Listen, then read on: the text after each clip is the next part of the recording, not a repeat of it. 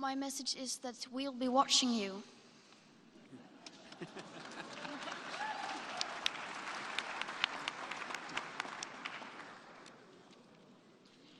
This is all wrong.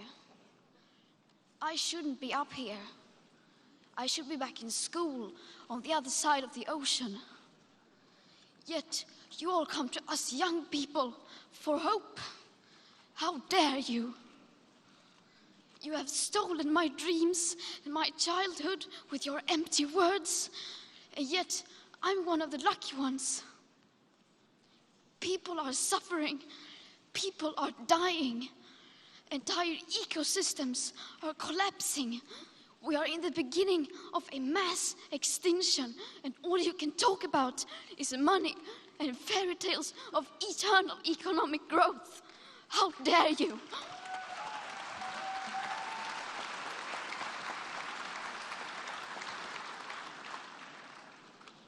For more than 30 years, the science has been crystal clear.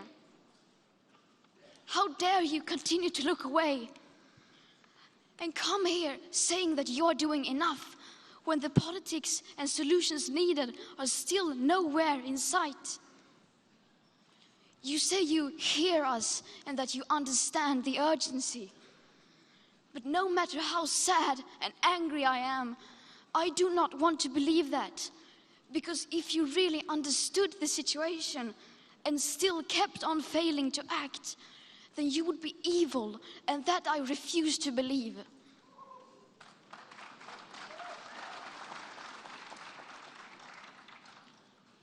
The popular idea of cutting our emissions in half in 10 years only gives us a 50% chance of staying below 1.5 degrees and the risk of setting off irreversible chain reactions beyond human control.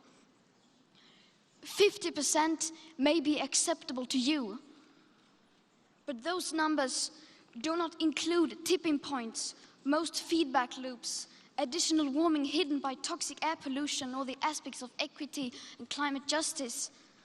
They also rely on my generation sucking hundreds of billions of tons of your CO2 out of the air with technologies that barely exist.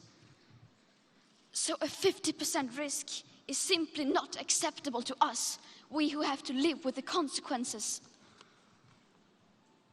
To have a 67% chance of staying below a 1.5 degrees of global temperature rise, the best odds given by the IPCC, the world had 420 gigatons of CO2 left to emit back on January 1st, 2018.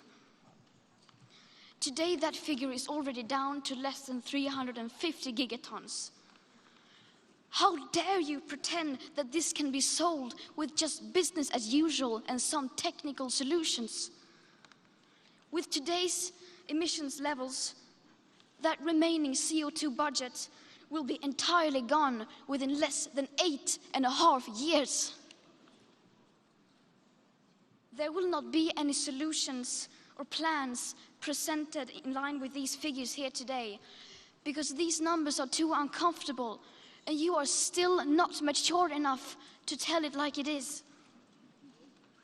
You are failing us, but the young people are starting to understand your betrayal. The eyes of all future generations are upon you. And if you choose to fail us, I say we will never forgive you.